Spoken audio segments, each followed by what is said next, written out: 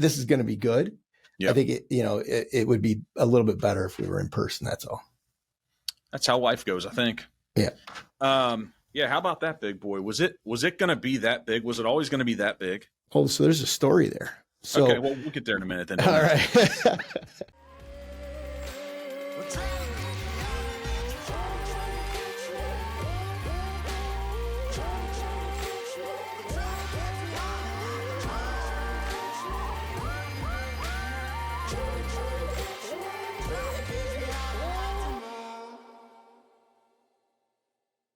Mike McFall, welcome back.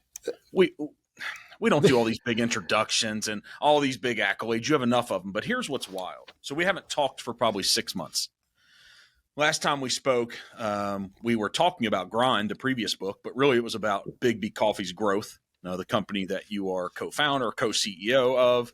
Do you consider, is it co-founder as well? Yes. Okay. So, because you have tremendous growth here in the Cincinnati, Northern Kentucky region. It was 26 or 27 stores here last time. Maybe it's 1 or 2 more. Yeah. Yeah. Okay. Cincinnati's amazing for us. Yeah. So that was the connection we made. And we're like, man, we got to get this guy on the horn because this brand in this coffee space is blowing up. And then the more that we dug in, I was like, man, Mike McFall's a cool dude. What I'm finding is the more that I'm having conversations and engaging with business people that I would consider above I don't look at you guys as a medium-sized business. I really don't. It's like, this is a large business they're growing. But it seems to be a large business with normal people running it. And if that sells you short, I don't mean to, but I love that. When I was having a conversation with the group earlier today, some marketing folks that we're working with, and I said, the thing is there seems to be some kind of an assumption in the world that if you grow a successful enterprise that you somehow become detached and a jerk. It's like, we're just the same people we were 25 years ago. Right. Mm-hmm. And we're just trying to be good people. That's it. And so I think that your assessment is astute. I don't get called that very often. So maybe I'm not just the assessment. So, hey, here's what I look at you over the past 6 months. I'm like, all right, who's the new Mike McFall I'm going to talk to? Is he the same guy?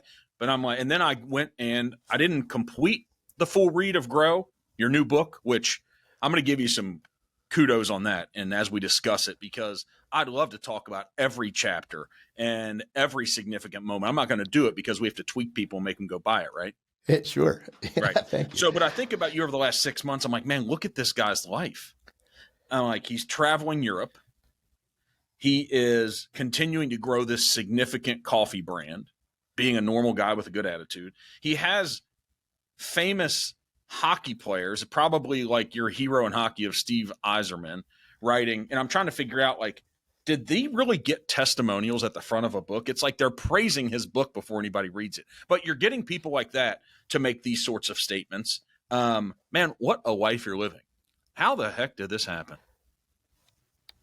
Oh, wow. That's a doozy to come out of the gate with here. How did this happen? Well, the premise of my book, Grow, is from chaos to calm. And when you reach the calm stage in the development of your business, it frees you up as the entrepreneur to do and explore other things. And oh, by the way, you have some resources because you have a successful business on your hands. And so that's the whole point of the book is how do you go from a bootstrapping entrepreneur through this really difficult transition all the way to calm. Calm means my phone doesn't really ring anymore. Calm means I engage what I want to engage in the business. I'm not on the rare occasion I get involved in what might be considered like a crisis or a hot topic, but those things are few and far between, like not even once a month. And so that's what I want to bring to leadership is that the goal should be to get to this place of calm. So let me take a stab at my overarching theme of the book, which is, so I really got to about page 200, right? So if that gives you a frame of mind, but I'm sitting here and I'm like, okay, it's a 300-page book. And what's the size of that font? That's not big. That's not big. No, it's That's not small big. font, what you did to us. So, but let me take a stab at this. When I think about grow and there's a big sunflower on the front, I'm like, okay, this is we're onto something here. But here's my take. This isn't necessarily about the growth of the business. It's about the growth of the leaders and the people. Boom. So, double entendre. And what I would add to that is if you want your company to grow, you have to grow as a leader. So my next question, as I read this, it makes me question all the lack of ability and qualities that I have as a leader. Because I'm sitting here thinking, like, do I really have to be all of this? Do I have to be all of it? No, nobody is. But I think the idea is that as a leader, if you just continuously try to improve and can identify the areas of weakness and work on those and then leverage the things you're good at, that's the idea. What I would like to do is have you read the book and identify 2, 3, 4 things that you think, I should probably be better at this. And then identify 2, 3, or 4 things that are, hey, I'm real strong at this in this area. And so it's a journey into self-awareness as a leader. And that's the point of the book. And that was also the point of Grind, but just at a different stage of the development of your business. And so what we have to do as leaders is understand how we're impacting the business and then make sure that we are working on those areas and that we're having the impact we want to have on the business. So you talked about fluidity of leadership, right? Yeah. Chapter 1. Yeah, man. And so I'm not going to try to lay it out chapter by chapter. I could go and I could probably pull out a subject or an idea from each chapter, and people still would only have about 3% of this book. And so as I'm at page 200 and I'm taking notes, I'm like, man, where do you have a conversation with this guy? So did you write this yourself? I did. How long did it take? 2 years. Okay. Did you already have the idea, because I'm going somewhere with this, did you already have the idea of the topic of grow when you were writing Grind? Yes. Yes, absolutely. So it started, well, if we want to go way back, it started as a joint project with a researcher at Michigan State University. We got working on it. That piece didn't work out. And so I just decided to write the book myself without any real research behind it, just sort of my story, my thoughts. It was going to be a 4-part book. It was going to be startup, management, leadership, and then legacy. Those were the outline, the 4 major categories, the 4 books. I wrote Grind. I started getting into the second book, which, was the book on management. And I was like, I just didn't have the patience to break it into 2 books. I just didn't, And so I was like, you know what? I'm just going to go ahead and write the book on management and leadership. And that's the end result. And the criticism I've gotten on the book from people is that it's sometimes hard to differentiate if I'm talking to someone who's managing a business or if I'm talking to somebody that owns a business. And so I understand that confusion because I did take these 2 concepts and just kind of cram them together. What's interesting about it is if I had written the 3 books up to this point instead of 2, they each would have been about 150 pages.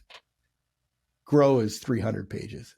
And so, but yes, I definitely had this project. And then the final book that I'll start writing next year is going to be a book. This is the book I've always wanted to write.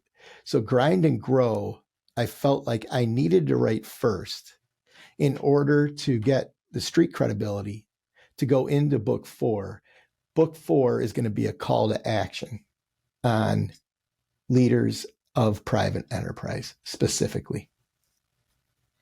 So when you say street credibility, everything that's inside of me, our last conversation, I was I really appreciated it personally.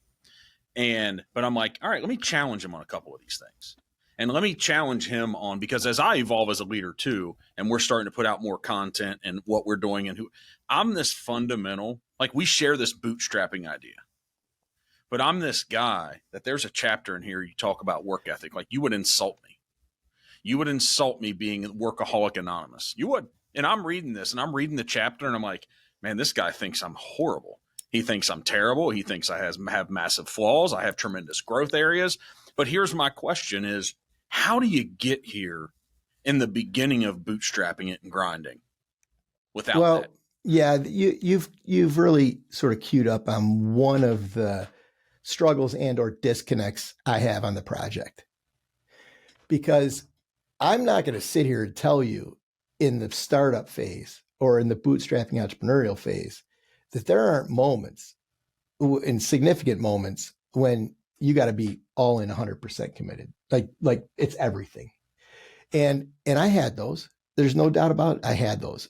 The goal, though, is to transition out of that. And so I don't want anybody to think, now I was never a workaholic. I'll tell you that right now. And my theory on it goes like this. I'm going to try to make a car analogy, even though I'm not a car guy. Mm-hmm.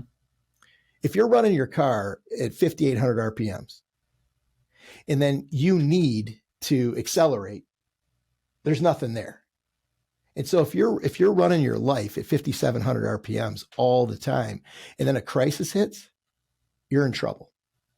And so I'd rather be in the power band, right? Be in the 2,700 to 3,500 RPMs on the car, right? So that when a crisis hits, I have the ability to hit the accelerator and bring what I need to bring to the business. It makes sense. So also, to be 1 in 37,000, that sure to me doesn't sound like a dream. What do you mean? You know, is the analogy that 1 in 37,000 are going to make it. Right. And so when I think of all the hopes and the dreams of people who venture out on this journey of entrepreneurship, and that's someone that's going to start a thing, start a business, who has an idea that's going to go out and do it. And what you and I and so many, obviously hundreds of thousands of millions of people know, there's so many facets to being the 1 in 37,000. But everyone at the beginning of that, every one of those 37,000, they wouldn't start if they didn't think they were going to be the one. I know. And that's, there's some real weird psychology around that. I don't know when and where people decide to stop going for it, but people do. They stop going for it. And you know, that psychology, I don't know anything about. We're right now, we are where we are, and we feel like we're just getting started with this whole project, and that has always been our mentality. When we had 50 stores, we had 70 stores, we had 100 stores. It could have been at some moment in there, we could have like relaxed, or we could have decided that was enough. We never have. Why didn't you? Why didn't you guys?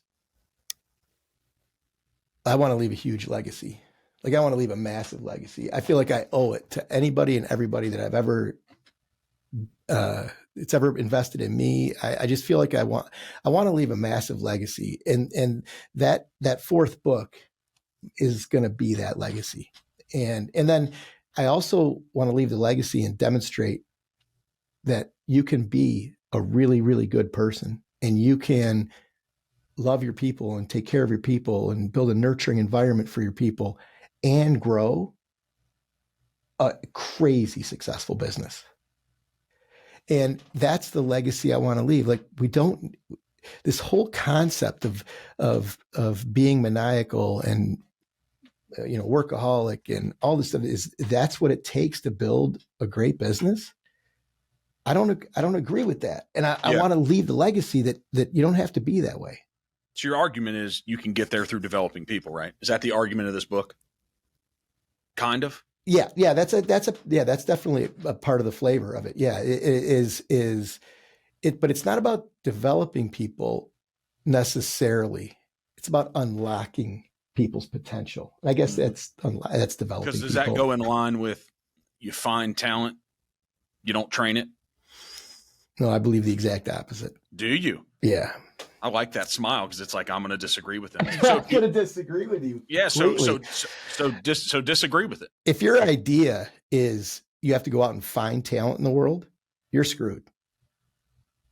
What you need to do is create an environment inside of your organization that brings people in and unlocks them. I believe that 98.5% of people have amazing potential.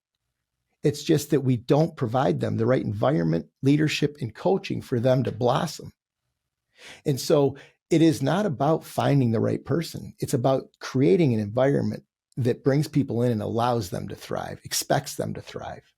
So is that the idea of the 5-to-1 ratio? I mean, there's so many parts of this to unpack, but in the book you talk about a 5-to-1 ratio. The 5-to-1 is, there's three components to that, right? There's the fist of five, there's the 5 whys, and there's the 5 layers. The fist of five. The fist of five. Well, the fist of five is just a decision-making tool for a team. And it's beautiful. It's brilliant. It's amazing. And then the 5 whys, I love the 5 whys. And then the 5 levels of decision making is the other piece, right? Which those are just tools. Again, those are just tools to bring to a team to help facilitate healthy engagement, healthy decision making, healthy discussion, and so on. But this concept that you brought up, I'm so passionate about it because I just believe in my soul that if a person ends up in the right environment, they can thrive. Now, there's certain people that, of course, you're not going to bet it. You're not going to bet 100% on that. Yeah. There's outliers on both ends. Correct. Right? I think there are. Here's what's so fascinating and funny. If there's a person that actually believes the opposite, that actually believes you find talent, you don't develop it, that has written some of the top leadership books. And I'm not saying I agree with it and go all in on it, but I just saw something over the past couple of weeks of them, a Facebook reel or something, and that was the statement they made. You find talent, you don't develop it. And I'm like, man, and those things, these ideas, they influence us. Yeah, I mean, I get it. I understand, and I'm not saying that like I can take somebody off the street right here and turn them into my next chief operating officer in a year. But it's about bringing. I mean, if I'm going to go out and hire a chief operating officer, I'm going to hire somebody who's talented, has experience. I'm going to make sure that they're qualified for the job, and we align from a values perspective and so on. Okay, that's baseline stuff to me, though. You're not going to hire somebody that doesn't meet your criteria or it doesn't align with your values. But then what? Right? Then you have to put them in an environment where they can unlock and become a superhero. And that's the difference. That's the difference between performance and high performance to me. So I love that you touched on the idea too in the book that no matter what you talk in the book, you're not making any arguments that you don't demand a high level of performance. No. Right. Right. So, No. Right. So I get, so it's kind of like this form of Mike McFall. And I'm reading so much of the book and I'm like, so the things, it's not that I need to agree with it with the biases I already have, but I do.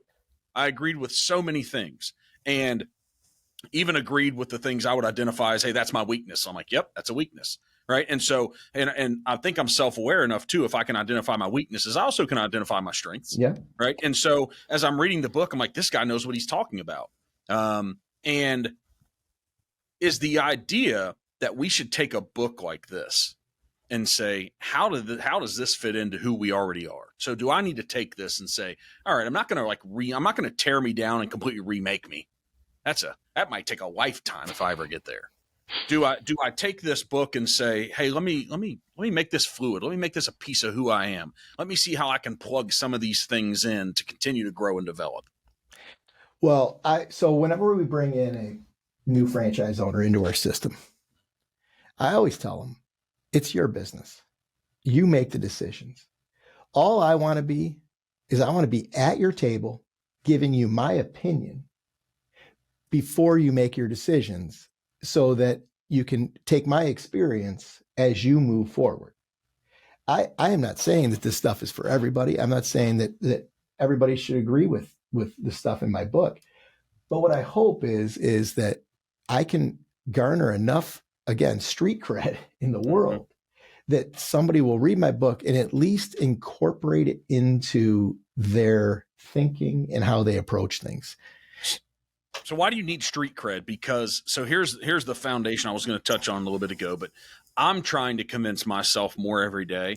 It's not to not care about what people think, because that's a weird statement to make. Like, I don't care what anybody thinks about me. It's like, well, we need to be aware, right? If we want to be marketable, I need to recognize it. And in this market-driven system, I do need to deliver something that's going to win in the marketplace. And I think me as a leader, me as a salesperson, I got to win.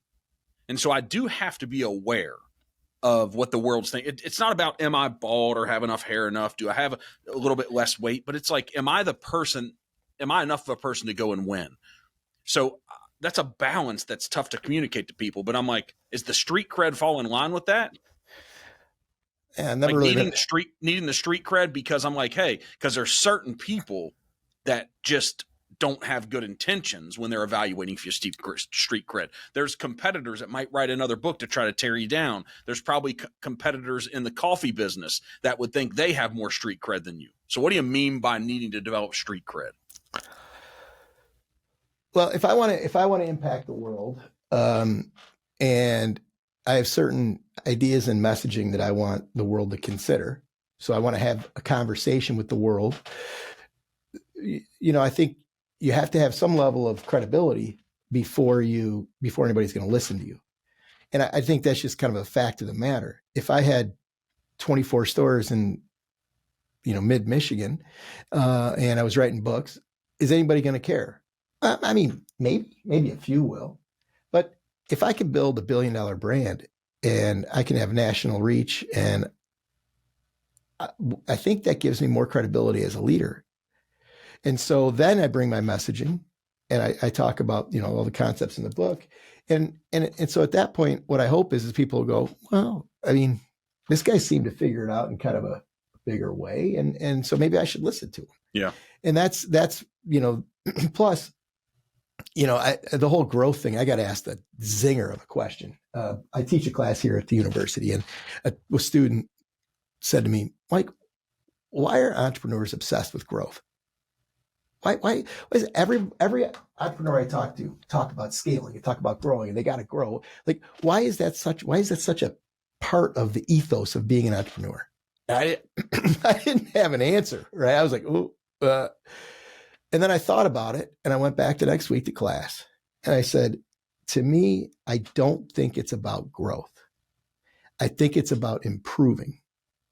And I think strong entrepreneurs want to get better and improve. The actual growth and the scaling is a byproduct of the obsession with improvement. Because all of the great entrepreneurs I know, they are obsessed with getting better and better and better at what they do. I feel that I train this. I'm still involved. We have a training director, and I'm still involved. At times I find myself sitting in an audience and growing along with all of our agents at this real estate company. And, at the end, a lot of times people say, Mark, what do you have to say? And I find myself trying not to say things, right? But what I've realized is in this journey, it's who I've become. And it's not necessarily the revenue of the business, not how big the business become, how many hundreds and thousands of homes we're selling. It's like who I've become as a person, how I've increased my capabilities, how I'm able to go out in the world and make a difference, and sit down with somebody and read all the nonverbals and almost know like 80% of what's going on with them to be able to get in there. Yeah. Right. And so it's developed the capabilities on my level of emotional intelligence, my self-awareness, so I can go out in the world and be better in all parts. That's what this leadership position consistently does for me. Yeah, I think that's exactly right. You're trying to be better at what you do. I mean, I just watched you as before we started recording, talking about this and improving that, and hey, can we do this, guys? And how to, it's like, that's just trying to get better. Why? Every day. And that's just, and that's what I think strong entrepreneurs and strong leaders do. I guess it is a mindset. So maybe that's the response to that student, is that I don't know if we can be one of the 1 in 37,000 without it. I know you can't. I know you can't. I mean, I would say absolutely. That's exactly right. Like you can't become the one in 37,000 without a mindset of constant. Like my partner and I get accused all the time of not celebrating. We never celebrate. We never say, oh boy, look at this. Isn't this, it's like this, we move on. We're moving to the next thing. And that is just how we look at the world, right? It's just what's tomorrow? How are we going to be better? What are we going to be doing differently? And that's just the mindset. Yeah, I mean, that's part of that psychology, I think, too, though. Mm-hmm. We were talking about the psychology of the people that go from 1 to 37,000, the ones that don't. Mm-hmm. So I'm also reading the book and I'm like, is this guy telling me I have the CEO disease? The number one thing a CEO can do to cure the CEO disease. Shut up and listen, right? Yeah. Well, that came out of an interview I did with a magazine, and it was like a CEO to CEO feature piece, and they closed it out with if you could say one word to CEOs across America, what would it be? And I said, shut up. And there's a ton of content in this book about why that's so important. And I believe that. And the one of the problems that I think we see in leadership is the leader tries to lead, and tries to be like the leader, and it just doesn't. In so many ways, it's ineffective. I mean, that's a huge topic, but. So am I allowed to take a stab at the most profound and foundational characteristic of Mike McFall? Oh, it's your show. I mean, am I allowed to agree or disagree? Well, yeah. There we go. So boom. Integrity. Absolutely. Why? If your people, your organization, your customers, your vendors, if they don't believe that you have integrity, your business will go nowhere. And I shouldn't say nowhere, but you're never going to get. So one of the things that happened to us really early on is we bought a company down in Toledo, Ohio, and we borrowed money from one of our vendors to help us with the acquisition. So we were going through all of that. Long story, we got put in default by our banker. It was a mess. And I remember sitting in a meeting with the CEO of this vendor, our banker, and us. And the banker happened to be their banker. And I basically just laid it down that we were going to pay back the money because they were trying to squeeze the vendor to let go of that debt. And so I mean, and I forget, I came up with some creative way to do that. And we got done with the whole meeting, and I didn't, and I was like on fire in this meeting with the banker there, with the vendor there, about we're living up to this commitment,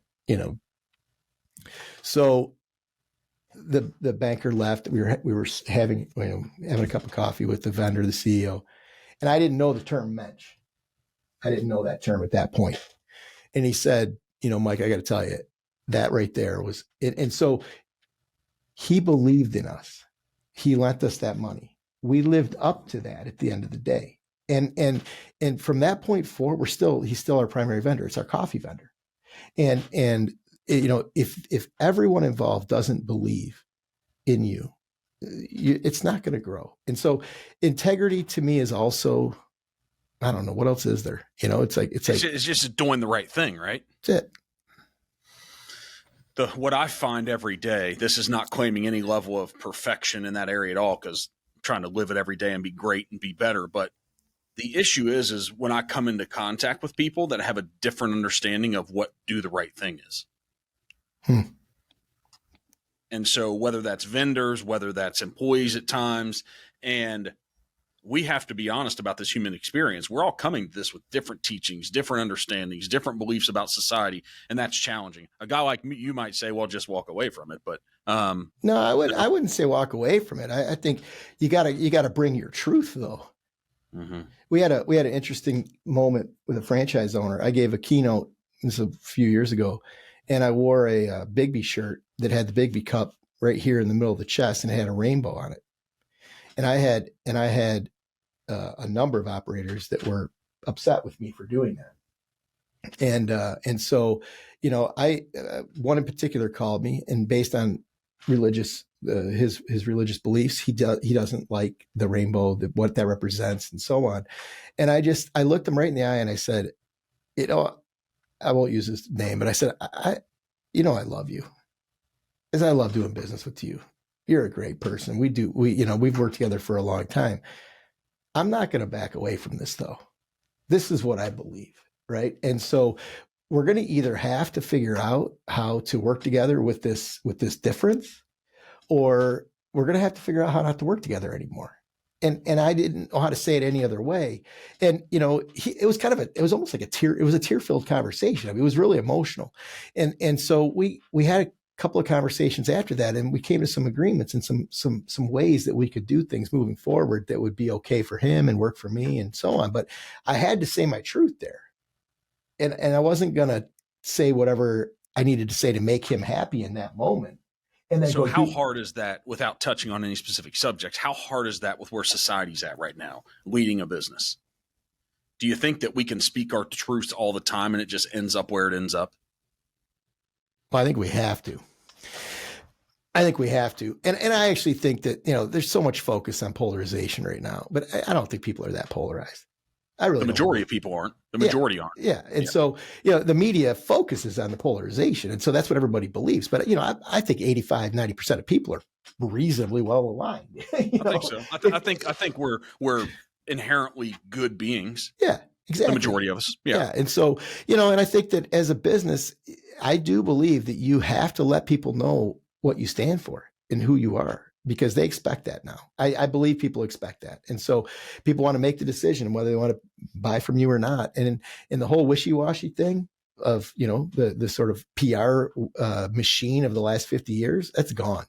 Yeah. It's gone. Yep. Like you can't, you get caught in that trap and you're in trouble. Yeah, you are. Right. So are you telling me also that I should take the bean bags and take the kegerator down on the 8th floor and rip out both taps and the ping pong table? Like, do they need to go up to the 9th floor and just go over the edge? I think they're irrelevant now. I mean, I don't know. In my opinion, yeah, they're irrelevant. People don't care. We did all that and people didn't care. It didn't make any difference. So what do they care about then? So what do we care about? They want to show up to work. They want to be treated with respect. They want to know how they can contribute to the purpose, what we're trying to do. They want to be appreciated. They want to be appreciated for their work. They want to be challenged. They want to be supported. Right? It's all the like normal, healthy stuff in relationships. And so like my business partner and I, we talk about, it's like he and I are as close to married as you can get. I mean, we've been working together for 27 years. We've made the exact same amount of money down to the penny every single year for 27 years. I mean, we're as close to married as you can get. And so I treat him like my spouse. I treat him like my wife, meaning I have healthy engagements. I bring my truth to him. He brings his truth. We have real conversations about what we need and so on. And that's just being in a healthy relationship. Why didn't you guys call it Mike and Bob's? Ben and Jerry did it with ice cream. Why didn't you just call it Mike and Bob's? The brand was the brand, and it was Beaners before. It's now Biggby. Yeah, we talked about calling it like Bobby's or something. He refused that because he didn't want that. But our acronym is BAM, BAM, Bob and Mike, and I love that. So whenever we're showing up something together, it's always BAM's coming and BAM this, and a lot of energy around BAM. So if you love BAM, why do you love it? You like the energy, but does that speak to what you feel about yourself? Is that the combination of you two? Why do you love that? Well, I love the explosion of like high energy, and I don't want anybody that knows me well knows that like I'm a competitor. I'll compete, and there's nothing. I try to write in the book, and I try to write in the book. I'm not soft. none of this stuff in this book. I mean, you might read it and there's going to be people that read it and think, boy, this guy's just a new age flaming liberal or, something to that effect. I mean, I'm a hardcore competitor and I will be that for the rest of my life. And so, BAM to me is like, it just brings that like energy, like a good swift punch. So you must also like the idea of unicorns. Because when I read Taking Stock in Yourself, that part of the book, and the 4 traits, I'm like, that's only a unicorn. What do you mean? Help me. I'm just like, it's a 1 in a million. Because here's and maybe it's not 1 in a million, but I'm like, okay, you must be King Arthur. Like, I'm giving you tons of props. Yeah. And you must have the round table and all the dudes with the swords. Because I'm like, what you're talking about in this book, hey, I'm all about, I want to be great every day, man. I want to strive for greatness and try to help my people achieve the same thing and change their life. And what outcome do you want? Let's work towards that for everyone. I want that. But I'm like, man, the description of the 4 traits of taking stock in myself, I'm like, I got to become a unicorn. So do I? To run a great business, do I have to be a unicorn? No, I mean, that's a great question. I think that as I said earlier, it is just about trying to get better in looking at these areas and how can I improve. I'm in the middle of a pretty massive transition right now, myself as a leader. It is arduous. It's frustrating. I struggle with it all the time, like it's not a minute to minute thing, but it's probably a day by day thing, And so, but it's just about knowing where I want to get to and understanding my traits and understanding how those traits are impacting how I want to get there. No, understanding how those traits are going to impact my ability to get there and then working on that stuff. That's it. Let me make a stab at this conversation too. And you can push back because it's like, hey, if it's, but I'm like, for you to be able to write this book, man, you are highly skilled and capable. Wow. That's it. No, I read it and it's just like, so what I know is Mike McFall has it. No doubt you've got it. Now, you don't like that. You don't like the accolades. It's the deep breaths and all that, but you've got it. And here's the thing, in the quiet moments, you've got it. Not to say you're not trying to go to point, but you've got it because it's these unique, from my perspective, it's these unique attributes that find themselves, that come together in one human being, that when they find themselves in a leadership position, they end up becoming Michael Jordan on a basketball court. I'm not saying Michael Jordan's the best human being, but that dude was not settling for anything less than greatness. Just watch the dance, right? So bad. But what you're trying to do is, see, I don't think he cared about what people thought about him. And I don't think he could.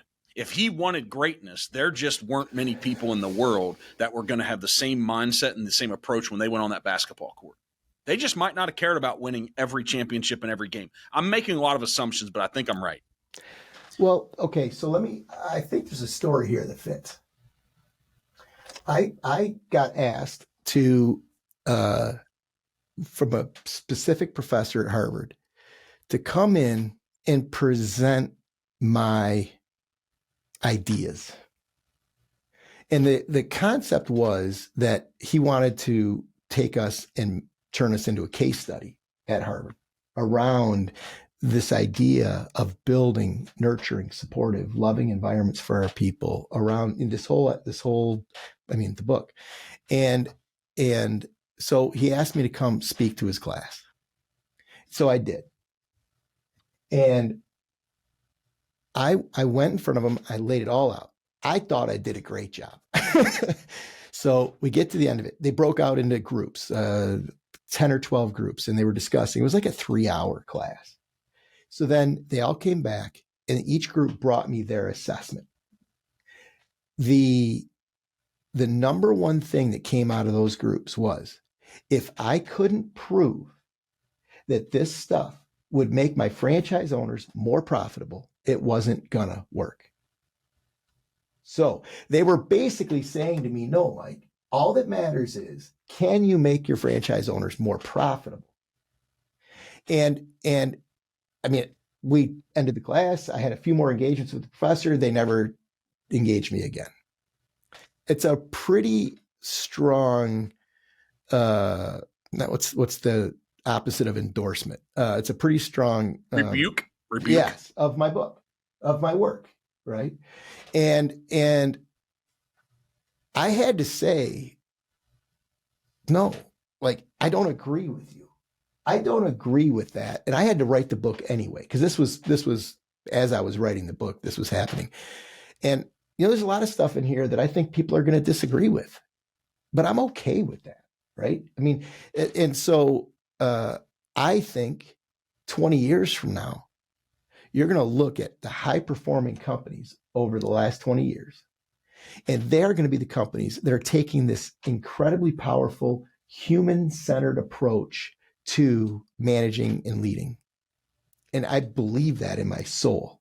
I mean, it's obvious you believe it, because the middle to 2/3 of this book are around this idea of love in business. Yeah.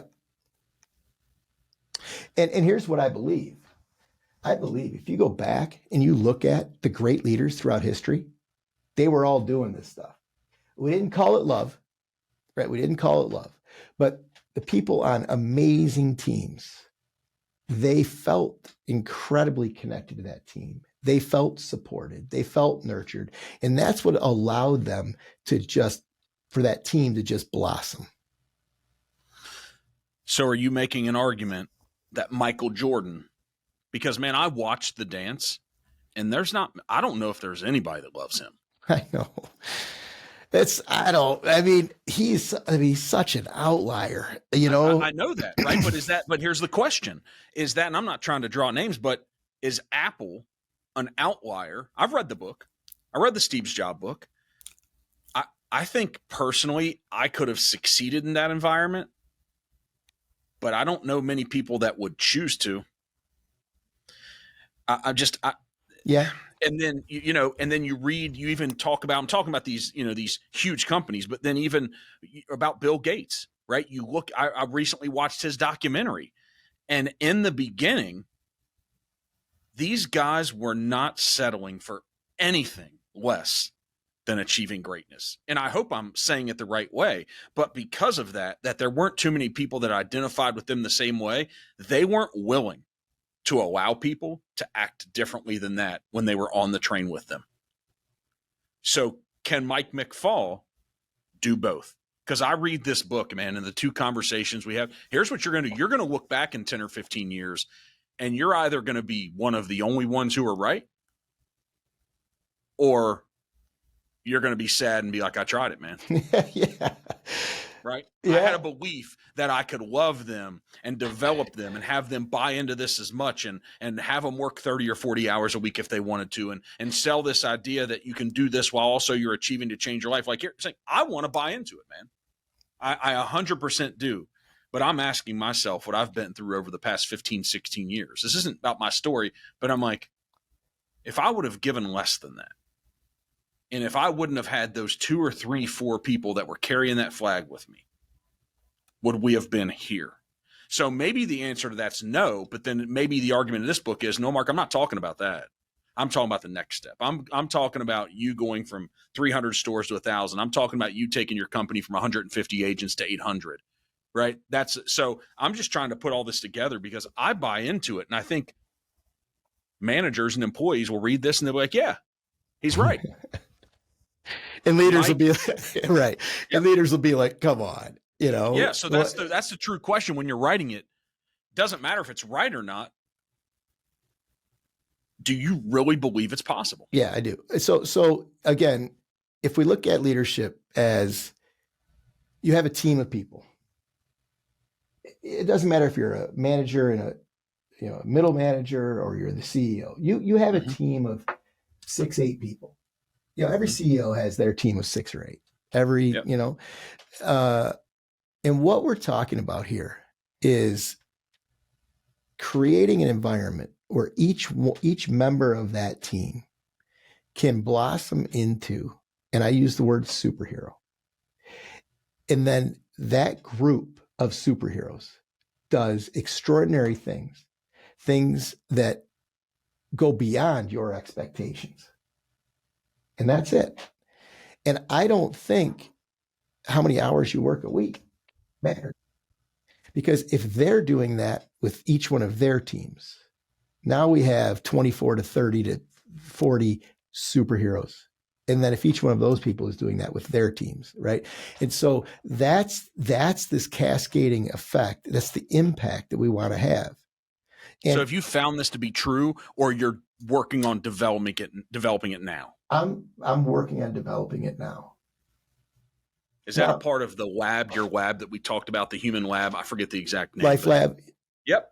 Yeah, that's Life Lab. How's that evolved since the last time we talked? Well, so this T-shirt right here is called. We're hosting these barista bashes, and we decided that what we wanted to do is we wanted to connect to the baristas in our community, right, and inside of Biggby Coffee. And so, that was one of the things that they're working on. And how's it going? The curriculum is running. We're getting more and more people into the curriculum.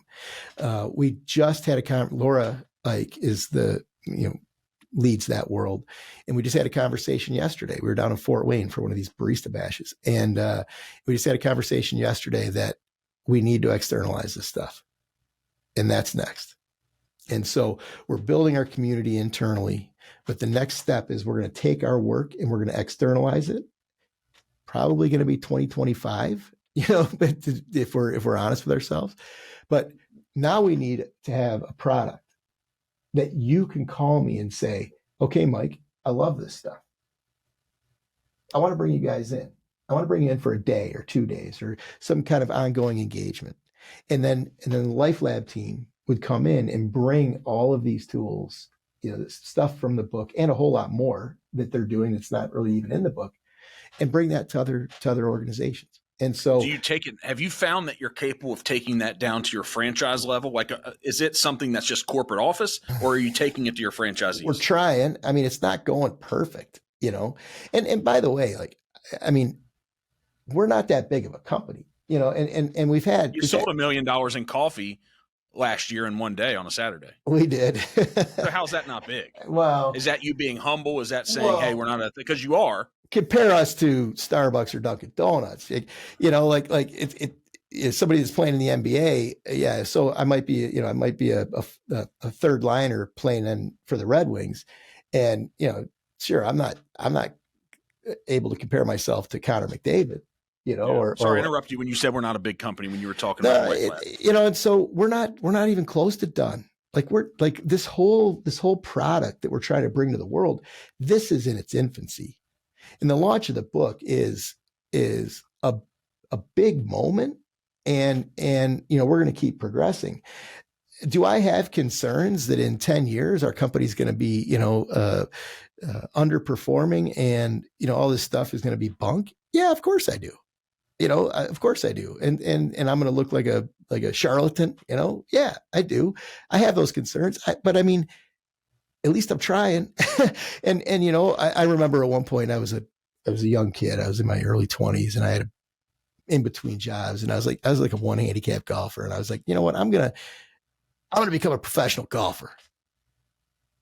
And I mean, I had no idea what that meant, but I didn't do it. But I also didn't put the energy and effort into it that I needed to. Right. I mean, and I would never have made it anyway, but I just got to keep trying, and I just got to keep going. Do you remember in our first conversation, you have so many, you don't, but I remember this really stuck. Do you remember what you told me that you believed was the most essential quality or characteristic for an entrepreneur to have? Yeah, to indicate they have a chance. Right? You said competitiveness. I did. Yep. You said they had to be competitive. Really? I said, without that, can you succeed? You're like, I don't see how. So here's my question with that as you process through it. Dave, am I remembering that right? Are you guys saying me I have this level of remembrance? I don't know. I didn't have that note. Let's just we can go So back. is it really important though? I think I'm right about it, but is that really important? Yeah, I think competitiveness is really important. I don't think it's the most important. I would say focus is the most important. And that's how I've answered that question forever. But competitiveness is in that next tier of about, 3 or 4 things that you got to have. And it's just like, if you don't care about winning, that's a struggle. And so you got to care about doing a good job. Yeah. And so, but here's where I'm taking this. This ties back in with the past 20 minutes of my all over conversation about Michael Jordan and, him trying to transfer that same level of expectation and demand of performance. And can we grow these businesses without having that approach? Can we split the difference or meet in the middle? But I'm like, okay, if it's essential that we have this competitiveness and focus, I want, if you truly want, and I know I want, if I want my people to achieve, I want them to achieve the level of happiness and success, however they define that. I want that for them. That's what I want. Like, whatever you see as success, like let's not stop a yard short. Let's keep pressing and help you develop and get there. But if they're going to need competitiveness and focus, if they don't have that at the right level, does this book get them there? I don't think that this book is necessarily about individual performance. This book is, what I tried to do is write a book that would allow you to lead a team of people and have that team perform at the highest level. And each individual person on that team is going to have different attributes, weaknesses. And you as the leader have to support and leverage. So support them in their weaknesses and leverage their strengths. So, there's a whole host of stories about where I tried to fit certain people into certain roles, and I tried to demand of them certain things that I believe they needed to be in that role. And it was a hot mess. Mm-hmm. So, I want people to engage. I have people in my organization that work. They work. And that's good for them. Now, I'm always telling them, like, holy smokes, like, take it easy. It doesn't have to be that, right? But that's just who they are. And so cool. But I also have people that, on Friday afternoons, it's like time to go get a beer. And you're with them. Yeah. Maybe if my wife will let me go, but but my point is that if somebody doesn't have this incredible drive and focus and willing to work 60, 70 hours a week, I don't think that can be the expectation. I think if that's they can do it working 40. I'm on board with the argument with that book that not everyone, I guess, aspires to the same level of greatness in life, but it's really tough for me as a leader to accept that, not to get to my level of greatness, because it's like, guys, whatever you see when you wake up in the morning and you wake up to your thoughts, or you get in the shower and wherever the quiet moment is where you have the thoughts, what comes into our thoughts are like the dreams we have for our wife. Yeah. And I want to help that person, let them know, like, hey, listen, they're attainable. Yeah. And you can get them, but there's some things you're going to have to do. You might have to set the bar a little bit higher. You might have to go all in a little bit more than you've been willing to do. And so they can do that within 40 hours. But me personally, I struggle with that. I struggle with the messaging behind that. Yeah, I think that if you give 40 hours, hard. Give this to us in the mic. I don't want to mess you up. So you said if you give 40 hours hard. If you give 40 hours and you show up and you give 40 hours hard, you're done. I don't think, in my opinion, you can show up and give 50 or 60 hard hours. I think you start to become unfocused. I think you start to become inefficient. I think you start to waste time. I think you start to, Matt Ishbia, a legendary entrepreneur here in Michigan. I was real fortunate to see him speak a couple of different times. The guy's absolutely brilliant. I write about him in the book. he came out of the Tom Izzo school. He played basketball for Tom Izzo at Michigan State. And he talks about this in terms of his people. He's like, I want you to give me 100% when you're here for your 40 hours. That is what I expect. I don't want 41. I want you to put your cell phone in your drawer. I want you to go home. I want you to live your life, whatever that means to you. But if I need more than that from you, it's unbalanced and it doesn't work. Yeah. And so, and I think I read about time management in this book. It's a huge factor for me. If you waste my time, I am pissed. And I'll tell you that right now. If you waste my time, I'm pissed. And everybody knows that. Yeah. So here's what I think about this book. I think this has a chance, as you were talking about, it's not for individual personal development. It's for a team. So I've done one book study for my leadership team in the company. We read Principles of Ray Dalio. That was different. That was for 3 people I did with them. And man, they're talking about density of ideas. That's tough. That's a big one. Took a long time. But then the one that I did for the entire company, because I think it is important to try to train some leadership qualities and skills to everyone. And so it was The Compound Effect by Darren Hardy. Because I believe everything in life compounds. Absolutely. And so, right. So you hit on, you believe optimism compounds in the book. Absolutely. Right? And so I think that this book, I saw it when I was sitting there reviewing a little bit today. I was like, this is a book study for leadership. This is a book study for a team inside of a company. This is a book study. It's, guys, we're going to read one chapter this week, and next week we're going to come review it. And then you're going to go read another chapter. And I do think there's massive growth that could come out on how a team, you can develop individually, but how that team can operate and work together and set some expectations. I think it can be a guide for that.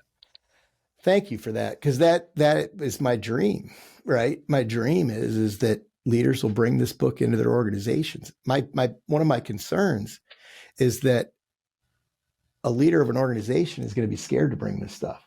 Yeah, you can't be, man. You got to be humble as hell to do this. For me to lead a room of, let's just say 40 or 50 people in my company, the only way I can lead it is if I'm willing to accept how they're going to feel about me as they're reading it too. Absolutely. I know. Yeah. And I can't be scared about that. But if you approach this the right way and I'm willing to do it, it helps me grow as well. And then the piece about the integrity and about how they look at you as a leader, if you're willing to go through this with them, it's next level. Next level. That's the point. It's next level. And that is, I'll never forget, we did a survey of our people. This is years ago. And this is really before we got on to our journey of all this work. We had been bootstrapping. We were maniacal. I mean, we were unhealthy, right? And we did a survey of our people. It's a long story. I won't bore you with the whole story. But the survey came back. And I sat down on a Friday morning and I read the results. And I read every word, every comment from the survey.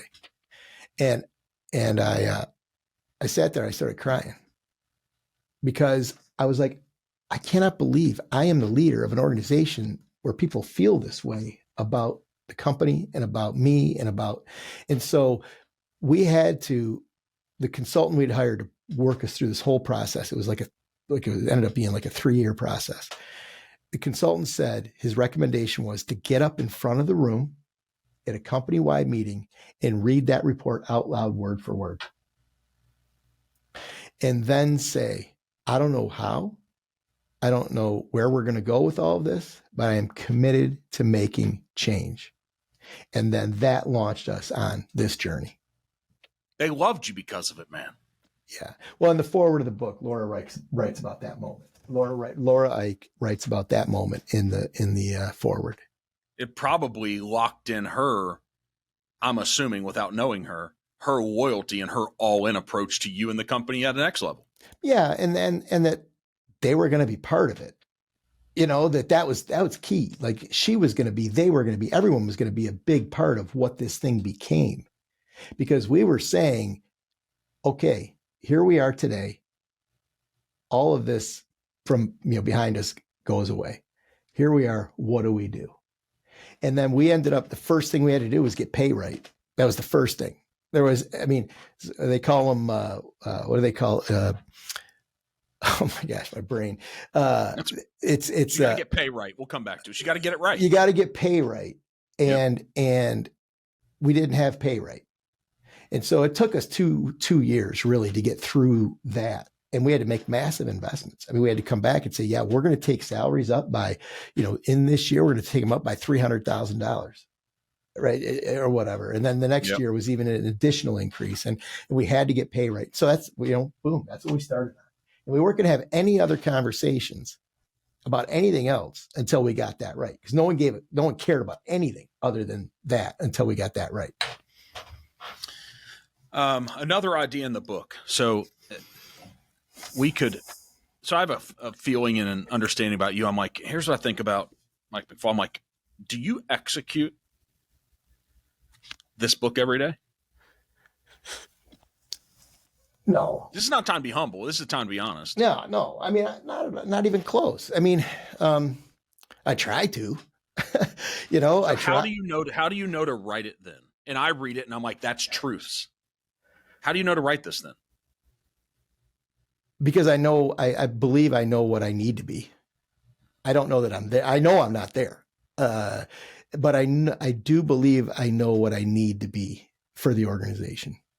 And some of the stuff's going to prove out and some isn't. I know that. But at the end of the day, I do believe that like, for example, this concept of not leading by financials. It's a big concept. And that's going to fly in the face of a lot of leaders out there. I hear leaders say all the time, I can run my business from spreadsheets. I can run my business from reports. No, you can't. No, but like that to me is a fundamental truth that you got to have financial controls and you have to have a general understanding of how the business is performing financially. No doubt about that. And I do in my business, but that's not my focus. My focus is on people. It can't be the fundamental metric. But it is in so many leaders make that they're going to lead through their financials. They're going to lead through reports. They're going to lead through data. It's like, you got to have that stuff, but man, it is not the key lever. It is not. So how in the heck does a guy like you lead and then a guy like me continuing to learn and grow? How do I learn to lead when it feels like there's mixed messages that come off of us? Because you talk about the idea of you have to be a chameleon in the book. And I know that. I'm leading a company of it's almost 200. Whatever you're doing, if there's 200, I don't know how many you guys, but I just have 200. That's substantial. Yeah, for sure. That's in my mind. It's like, hey, yeah, we're trying to get to 1,000, but it feels like that's pretty substantial. That's 200 people's lives and their extended families and all that. And I'm like, I do have to be a chameleon for them. But they don't know I'm a chameleon, but guess who needs to know I am? The leaders that I'm trying to help evolve and develop and grow.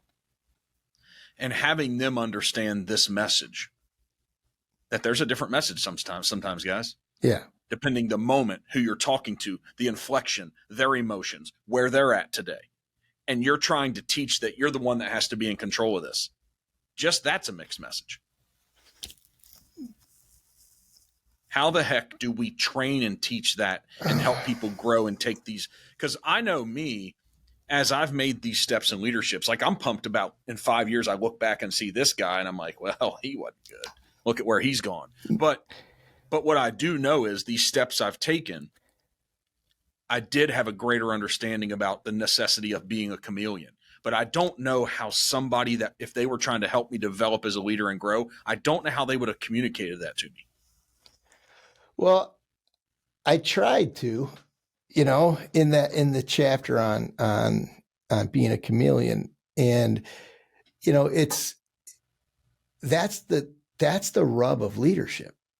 That's you have to figure out who you need to be in this moment, and that might be kneeling down next to somebody's desk and listening to them talk about something that happened to them over the weekend. But it might also be in the next meeting, like getting red in the face and angry over the fact that we missed numbers that we shouldn't have missed. Or, and then in the next meeting, it might be, so that it's not I don't know that it's a mixed message. The message is you as a leader have to understand who you need to be in this moment. For them, not you. Correct. Right? For whoever you're engaging? What do they need from you? I'm not saying that there aren't moments that you don't get red in the face, pissed off in a meeting. There are moments when you do that, no doubt about it, right? But there's also moments when you kneel down next to somebody and have a tear-filled conversation over the fact that they lost their mother over the weekend, or whatever the heck it is. But like, that person in that moment needs you to empathize with them and where they are. But the next moment, that team needs you to come at them hot. So, that's leadership. Knowing what your team needs from you at this particular moment in time, or what some individual needs at some particular moment in time, that's leadership. So you talk about organizations of tomorrow. So as I'm thinking about this, and I'm thinking about you and Bob, I'm like, it's always this question, like, what's Biggby look like in 3 years and 5 years and all that? But talked about legacy too. When you look back, I don't know, who knows when you're going to get there. We always think we're going to get there sooner, don't we? Of course. Don't we? Don't we? When you look back, not on the legacy that other people look at, that you've left behind, or that you've picked people up, or who you've helped the company become, not about that, but what do you want to be? What do you want to feel? What do you think you'll see sitting in that rocking chair? I'm not trying to be philosophical, but what's the organization of tomorrow? The size, the impacts, the prominence. Because you've tied your legacy hat and your professional identity to Biggby. Well, what I want my legacy to be that as leaders, we can be good people. We can be nurturing. We can be supportive. We can be loving. And we can grow extraordinarily dynamic, fast-growing, profitable businesses that everyone in the organization is proud of. And there's a sickness right now, in my opinion, and I write about it in here, that the private equity grouping of investors, they step in, they make an investment, they come in, they're super smart, like they have their tools they bring to help you grow the business, maybe in the short term. The idea is then they liquidate their investment, they walk away with their capital, and they win. And that, to me, it's a sickness. I don't think that brings long-term value. It doesn't bring long-term value. And so, yeah, you might have grown a business and grown the equity value of the company by 300% over 6 years. Cool. You make your money and you're gone. What I want business leaders to end up in a space, and what Bob and I are trying to do, we talk about this.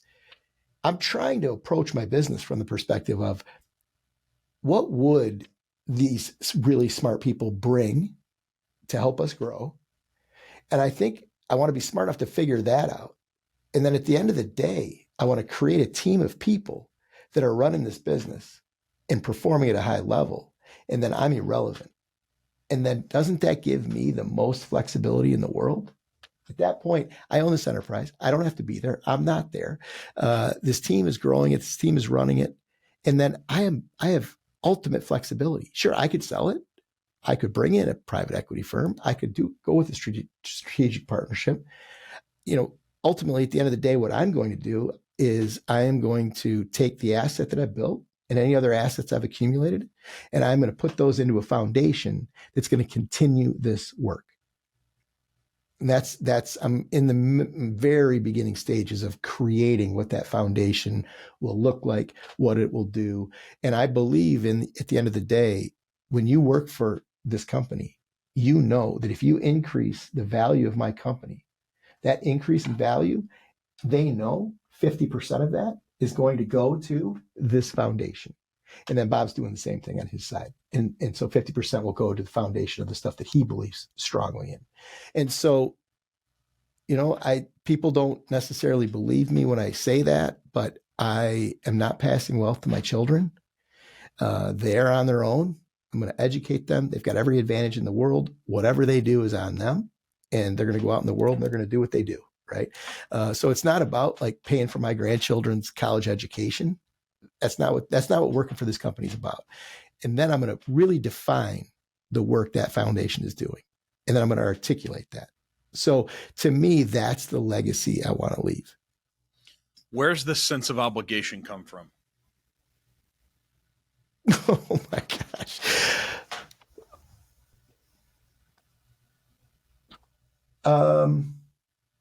I'm not special. I don't believe I'm special. I think I got real lucky too. And so I just feel like what's the point of it all? If the point of it all is private jets and a third home in Aspen, well, that shit's pretty easy. I don't want to make it sound easy, but like, so what? But I think that at the end of the day, asking yourself the question, how am I contributing to the human condition in a positive way?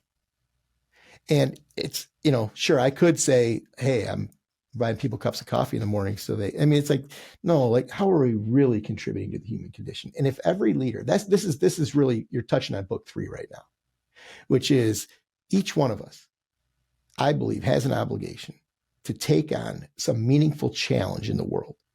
And then we'll begin to see real improvement. We are the most powerful force on the planet. Private enterprise is by far the most powerful force on the planet. So if we want to have real change, if we want to make real improvements, I think it's up to us, leaders of private enterprise. And so, I don't think nonprofits are going to do it necessarily. I don't think that government's going to do it. I mean, they've got their roles, but really powerful change occurs through people like us. What do you want me? So I had a Biggby moment because there's 30 plus or minus of them here, and I could like go out of our office and turn any way, and pretty much any way. There's one way that I can turn that you don't have one yet, and I'm like, when's it coming? We'll be there. Yeah. Okay. Yep. You missed out, man. They're tearing something down and putting one of the Duncans right down the street. This was untapped here in Fort Wright. This was untapped up here at the top. There might be. So anyway, I'm not trying to, but I had a Biggby moment because I think you're a special guy, and I liked our conversation last time reading the book. I'm like, man, I got to buy some coffee from him. It's just not the most convenient place I have to. And, but I was at a restaurant with my significant other. Me and her, we were at a restaurant, and I think we had you booked to come on this, and it got pushed back because this New York Stock Exchange was more important than this Serial Entrepreneur. I accept that. So it gave me more time to read the book on my beach trip. But I had a moment. We were sitting in a restaurant, and I was sharing with her. So she's in the education field. She's a principal, highly intelligent, highly skilled, one of the best at what she does. So you can imagine the conversations that we have. She's more like Mike. She's like a Mike McFall. She's like, hey, can we just enjoy the moment and not talk about mental growth and evolution and all this stuff? Okay. But I'm sitting there, and I was sharing about Biggby. And one of the servers who was working at that restaurant that night and said, Biggby. And instantly, because of the intuition and reading, and I said, oh, do you work there, man? He said, yeah. He said, I heard you said something about a CEO of Biggby. I was like, man, that's not me. But I said, hey, one of the guys that started your company is a pretty special dude. He's, writing a new book and all these things. And that guy was working at a restaurant as a server in another company. And I'm telling you, the passion that he hit the brakes and stopped at our booth, he felt something, man. So, and I'm like, what do you want the people that work there and guys like me who stop in to get a coffee, what are we supposed to feel? Well, I want the guy that works there. I want every customer. I want every vendor, every employee of a vendor. I want everybody to feel like this stuff is real. It's perfectly real. And I want you to feel integrity. I want you to, if coming from us, in our organization. I want you to support us in this quest. And to me, it's like we think of baristas, and one of the things that we always talk about is that a barista works for us for a period of time. I mean, most people don't work as baristas for 30 years. So let's impact that barista in a positive way for some moment in time that they're with us. And then let's create a lifelong relationship with them. Let's create, somebody who goes out into the world talking about how amazing this experience was. And people, like, I had an employee of ours at one point tell me his dad was a vice president of a bank, and his dad told him, "Don't believe this shit. Don't believe it." Right. And I was like, yeah, exactly. Right. That's the guy that nobody wants to work for. It's like, okay, you can take his advice. And the employee was kind of laughing because I do think he believed that the stuff was genuine. But, my life right now is great. And I'm living a great life. And now today it's about making sure that, like, we continue to have this powerful impact. And my life's not going to change that much in the next 20 years. It's not like, and so that to me it's real. What we're trying to accomplish here is real. I've sort of proven out that I'm a reasonable entrepreneur. I can start a business, I can scale it, I can make money. Now it's about proving out that we can be great leaders. And I'm not saying check the box, we're done, because we're not. But now it's about proving out that we're great leaders. And then at that point, getting people to buy into the theories that I'm presenting here. So to wrap this up, not to keep you all day, I'm sure we went over time. So we're like an hour and 20 on this. So did you become a different guy by writing this? Yeah, for sure. I had to question a lot. I wrote passages and I'm like, man, can I really say that? Can I really, and so I really had to think really hard about what I believed. And I'll tell you what, have you written a book? No. Okay, it's super intimidating. Because I'm not intimidated by hardly anything, but I'm semi-intimidated by it. Yeah. Writing a book, it's intimidating because you are really putting down the stuff you believe. And then you got to live into it. And, one of the things I personally wrote a postcard to everybody in my company, and I sent them a copy of the book before it came out. One of the things I wrote in that postcard was, you need to call me out. You need to call us out. If there's stuff in this book that you are not living inside of our organization, you need to call that out, and then we need to have a conversation about it, and then we need to start working on it. Or maybe I need to evaluate my position and say the stuff in the book is bunk, but it's an intimidating. And so I had to do a ton of soul searching in relation to what I really, truly believed. And that's a big deal. That's a big deal. So maybe the process of you writing the book is what's going to allow Biggby to go to the next level. That maybe without it, you wouldn't have. I think it'll contribute. Yeah, I do. I think it'll contribute. I think it'll be a contributing factor. I know a lot of the work that my partner's doing is also going to be a contributing factor. And then, each member of our team is also bringing stuff. So yeah, I think the book is a contributing factor. I hope it's a significant contributing factor to taking us to the next level. What drives you more? So this could help me and other entrepreneurs. What drives you more every day? Fear or like courage? Courage is acting in the face of, but which one? Because I'm even asking myself, as I ask a question, I'm like, I need to know this from Mike. Like, which one is it? Or is it a different term? Like, what's driving you guys every day? Legacy. I mean, that's the word my partner and I use all the time. That's what drives us. Is it the fear of not having it though? Like, is that see? So yeah, I guess maybe. Yeah. So it could be the fear that at the end of the day, there will be no legacy, and then you're acting in face of it against what Harvard believed or the dad of the employee thought, or no matter what I question, or right. Yeah. Yeah. And so, I mean, courage is, being fearful, being scared and doing it anyway. Right. And so like this whole book is that. I mean, I'm fearful of the fact that people aren't going to agree with this, or, I'm going to get called out, and it's okay. I mean, I don't fear doesn't bind me up, but it's there. It's definitely there. And I'm fearful all the time about my kids. Like that's probably the biggest area of fear I have is how I'm impacting my children, and then you take that and you extrapolate that out to everybody that works in the organization. I'm fearful about whether we're doing the right things by them. And so that's the stuff I'm scared about. I don't worry about the others, the stuff, success and I don't know. Like I don't worry too much about that, but it's the legacy piece that I really want to have. I'm not sure why I want to have a huge impact. Why I can't just, go buy a little boat and chill out and relax. I can't. So here's what when I was reading this, I'm like, okay, this is the evaluation that I make, whether I'm watching a movie, whether I'm personally reading a book, and through my evaluation, as I'm at page 200, I had this thought in the last couple of days. I'm like, this book's legit. There's a lot of people who now I'm starting to interview have written books. And I'm starting to see some similarities and things, and from all over the country. A lady was even in from Singapore who was born in Australia who wrote one about trauma, and that was a pretty cool conversation. But so I'm like, this is legit. And the reason why it's legit is because it has so many truths in here, man, that even if you don't agree with it, it makes you argue with yourself why you don't. And as a leader, as somebody trying to achieve things, we're going to always be like 3 to 5 years behind you guys.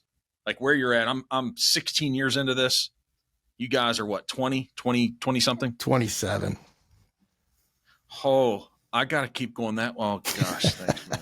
But so we're behind you, and it's neat to see guys that are out in front that have put in more time, that have compounded these hours. But I'm like, this book is legit, and everybody who picks it up, I don't care what level of leadership they are, they're going to read this, and they're going to have a lot of things they agree with, and they're going to have things they disagree with, and they're going to grow because of it, man. Thank you. And so I appreciate you doing it, because I'm like, this is one of those books that I'm going to benefit from. And so I have pages marked, and I think it's going to be this thing that we do in-house as a company, because it's got some things that are going to unlock thought process. So my advice to even a guy that's been doing it longer than me, that his level of intelligence and business acumen is beyond mine. You've been in front of these university classrooms, but I'm like, man, this thing's legit. Don't be scared of a damn thing that anybody questions you or doesn't believe. And if it's Harvard, it could be Oxford, it could be whatever.